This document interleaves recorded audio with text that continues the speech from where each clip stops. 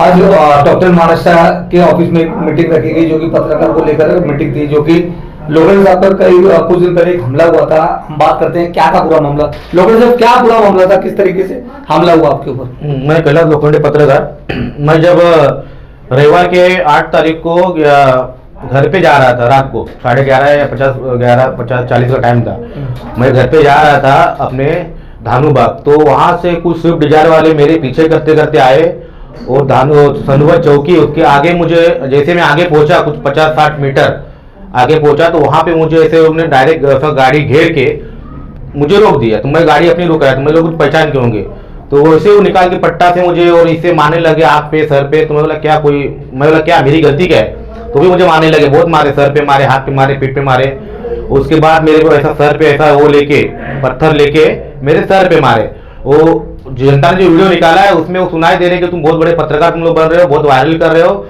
और अचानक बहुत सारी गाली भी मुझे दे रहे हो लोग। क्या आपने इससे पहले लोगों को आप जानते थे क्या? मैं इन लोगों को जानता नहीं था, ना पहचानता उन लोगों को। इन्होंने मुझे अचानक प्रेस वाला समझ के मेरे को ये लोग मारे हैं। अभी मैं पुलिस पे गुनाह भी दाखिल किया और सब कुछ किया, लेकिन मेरा कोई लोग हैं इसमें?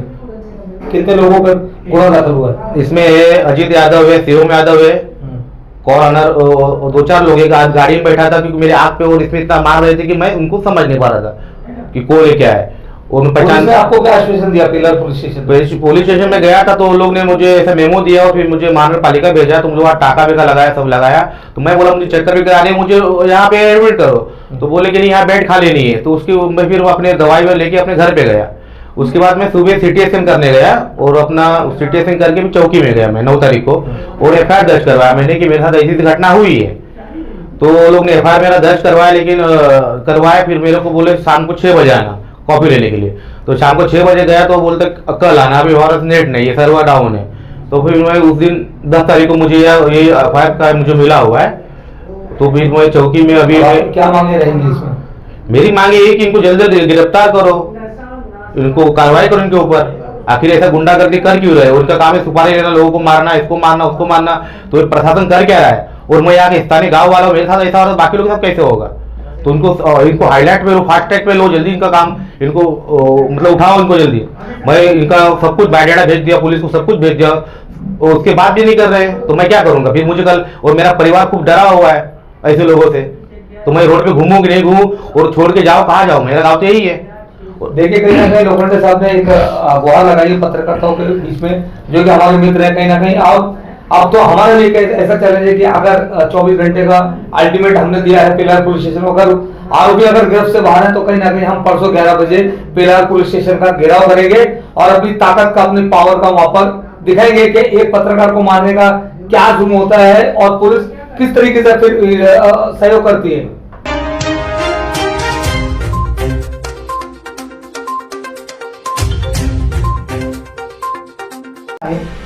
सोशल मीडियाच्या माध्यमातून एक व्हिडिओ व्हायरल झालेला आहे की 8 फेब्रुवारीला रात्रीच्या सुमारास त्यांना 3 लोकांनी मारहाण केली। खरं तर ही मारहाण जी आहे ही अमानुषरित्या मारहाण केली आहे आणि ते देखील एका पत्रकाराला एक व्यक्ती पट्ट्याने मारतोय, दगडीने ठेचून त्याला मारतोय। या सगळ्या प्रकरणात कैलास लोखंडे जे आहेत ते जबर जखमी झालेले आहेत। खरं तर त्यांच्या परिवारामध्ये देखील एक दहशतीचं वातावरण पसरलेलं आहे। आज ते मदत मागायला आपल्याकडे आलेले आहेत। पोलिसांनी या प्रकरणात गुन्हा दाखल केलेला आहे। पेलार पोलीस ठाण्यात या प्रकरणात गुन्हा दाखल झालेला आहे, परंतु अजूनही आरोपी जे आहेत ते मोकाट आहेत। एका पत्रकाराला मारहाण होते आणि आरोपी आपल्या घरामध्ये झोपलाय याची संपूर्ण माहिती कैलास लोखंडे यांनी पोलिसांना दिलेली आहे। पोलिसांना जे आरोपी आहेत त्या आरोपीचा ऑलरेडी एक व्हिडिओ व्हायरल झालेला आहे। व्हिडिओ मारहाणीचा व्हायरल झाला असून देखील जर पोलिसांना आरोपी सापडत नसतील तर मग पोलीस नेमकं करतायत का? या सगळ्या प्रकरणात आपण जर पाहिलं तर हे सगळे पुरावे असताना देखील जर पोलीस आरोपीला पकडत नसतील तर मग करायचं काय?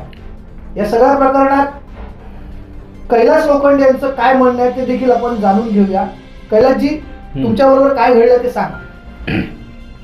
मी रविवारी रात्री माझ्या घरी जाताना स्टेशनवरून अचानक स्विफ्ट डिझायर आली संतोष भवनच्या पुढे आणि मला थांबवलं। तर मला वाटलं की ओळखीचे असणार, तर मी थांबलो, माझा रस्ता रोखला ॲक्च्युली त्या लोकांनी, आणि मला असं गाडीतून डायरेक्ट पट्टा घेऊन डायरेक्ट मला मारायला लागले, डोक्यावरती, हातावरती, डोल्यावरती आणि अंगावरती, पाठीवरती. माझा व्हिडिओ पडलेला आहे. तुम्हाला भाई मेरे क्यों मारे, मेरा गलती क्या है, बोलता तुम बहुत बड़े पत्रकार बन रहे हो, तुम लोग बहुत सबको व्हायरल करते हो. आणि यानंतर मला एक डोक्यावर असं ढकल मोठा घेऊन मला मारला आणि रक्त भल झाला, मी खाली पडलो. जनता आणि त्याचा व्हिडिओ काढला. जनता जेव्हा आली सामने तर ते लोक म्हणजे फरार झाले. तर असं प्रकरण माझ्या संधी का झालं, का घडलं ते मला सांगणं पाहिजे ना. काय का कोण आहे तुम्ही लोक? मी चौकीमध्ये झालो, पोलिसांनी सगळं काय दिलं, फोटो दिलं, सगळं काय दिलं मी, किंवा या लोकांना अरेस्ट करा. रात्री 3 वाजता पहिल्या चौकीमध्ये गेलो मी. तर ते लोक बोलतात मला, मी जा तुम्ही संतोष चौकीला द्या. तिकडे गेल्यावरती ते बोलतात आमच्या केस नाही मिळत, केस अवॉर्डच्या हातामध्ये आहे. आणि आरोपी त्यांच्या घरी आरामात झोपलेले आहेत, त्यांना भीतीच नाही मिळत. उद्या कोणाला मारणार ते लोक, काय पण करणार. तर माझा परिवार दहशतमध्ये आहे, मी काय करू बोल सांगा. मी मराठी इकडून असून, गावाला असून माझ्या सांगते असं व्हायला लागलं, कोणा सांगते पण होईल. तर माझं हेच मागणं आहे की त्यांना लवकर अरेस्ट करा आणि त्यांना सजा द्या. ज्या वेळेला तुम्हाला मारहाण होत होती त्यावेळेला तिथे तुम्हाला वाचवायला कोण आलं नाही? मला कोण वाचवायला आला नाही. खाली जनताने व्हिडिओ काढायला लागले ते लोक. जनता जेव्हा आली ते व्हिडिओ काढायला लागले, तर ते बघून मग ते पळाले ते लोक. म्हणजे मला तर पूर्ण मारायची खात्री, म्हणजे मला ठारच करणार होतं ते लोक. जनता आली म्हणून ते व्हिडिओ काढायला लागले, मोबाईल बघितलं म्हणून ते फरार झाले. आणि त्या ज्यांनी तुम्हाला मारलं त्यांच्याशी तुमचा काय संबंध होता का? माझा काही त्यांच्या संदर्भात काय बातमी वगैरे लावली होती? नाही, मी काय बातमी लावलेली. माझे जे आहेत मित्र लोक, ते लोकांनी काय 4-5 दिवसा पहिले महानगरपालिकेमध्ये मोर्चा या अंतरवरती बसलेले. तर त्यांच्या टीममध्ये मी पण असतो, त्यांची पण आमची वार्ता असते, दोस्ती आहे. कोण बसलेले उपोषणाला? उपोषणाला राजकुमार, सदानंद यादव असे होते, आणि ऋषी राम करून असे होते, आणि 2-4-5-6 और अजून होते. तर ते अनशनमध्ये मी तर गेलो नव्हता नाही, पण ते अनशनचा हे करून ते लोकांना मला टार्गेट केला का आपण त्यांच्या बरोबर असतो. आणि रात्री जाताना मला ते लोक मला भेटले, मी त्यांना दिसलो, तर माझ्यावर ते लोकांना असा अटॅक केला की याला मारून टाका, खतम करून टाका, की बाकी पत्रकार घाबरून गेले पाहिजे, कोणाचा व्हायरल नाही केला पाहिजे, कोणाला चांगली सच्चाई दाखवलेली पाहिजे, काय दाखवलेली पाहिजे, असं माझ्यावरती अत्याचार केलेल्या लोकांनी. या प्रकरणात आपण जर पाहिलं तर खरं आहे की आता सगळे पत्रकार बांधवच आहेत जे समोर बसलेले आहेत. पोलिसांना आम्ही क्राईम वेलफेअर असोसिएशनच्या माध्यमातून एक निवेदन देतोय की आम्ही तुम्हाला उद्या संध्याकाळपर्यंतचा 24 तासाचा वेळ देतोय. 24 तासाच्या आत जर हे आरोपी पकडले गेले नाहीत तर आम्ही चक्क पेलार पोलीस ठाण्यामध्ये आंदोलन करू. कारण पत्रकाराचा आवाज दाबण्याचा हा एक प्रयत्न आहे. अलीकडे जर आपण पाहिलं तर पत्रकारांच्या संरक्षणासाठी अनेक कायदे सरकारने काढलेले आहेत, परंतु हे कायदे लागू झालेत का? तर नाही. जर आजची घटना आपण जर पाहिली तर 8 तारखेला त्यांना मारहाण झालेली आहे आणि आज जवळजवळ 12 तारीख आहे. 4 दिवस झाले तरी देखील पोलिसांना अजून आरोपी सापडलेले नाही. असं म्हटलं जातं की मुंबई आणि महाराष्ट्र पोलीस यांचं संपूर्ण देशामध्ये नाव आहे, परंतु जर अशा पोलिसांना आरोपी सापडत नसतील याचा अर्थ काय काढावा? आता हे आरोपी कोणत्या पक्षाचे आहेत, यांचा आका कोण आहे हे देखील शोधून काढणं काळाची गरज आहे. खरं तर या सगळ्या प्रकरणामध्ये शिवसेना, उद्धव बाळासाहेब ठाकरे आणि मनसे या दोन्ही पक्षांनी हात घालायला पाहिजे. कारण ज्याला मारहाण झालेली आहे ते कैलास लोखंडे हे मराठी भूमिपुत्र आहे. आता मराठी भूमिपुत्रांना एक परप्रांतीय भूमाफिया मारतो, मग इतर पक्ष गप्प काय असा देखील प्रश्नचिन्ह निर्माण होतो. आता आपण उद्यापर्यंतचा पेलार पोलिसांना अल्टिमेटम दिलेला आहे की उद्या संध्याकाळपर्यंत जर हे आरोपी पकडले गेले नाहीत तर परवा सकाळी 11 वाजता आम्ही सगळे पत्रकार पेलार पोलीस ठाण्यामध्ये आंदोलन करू.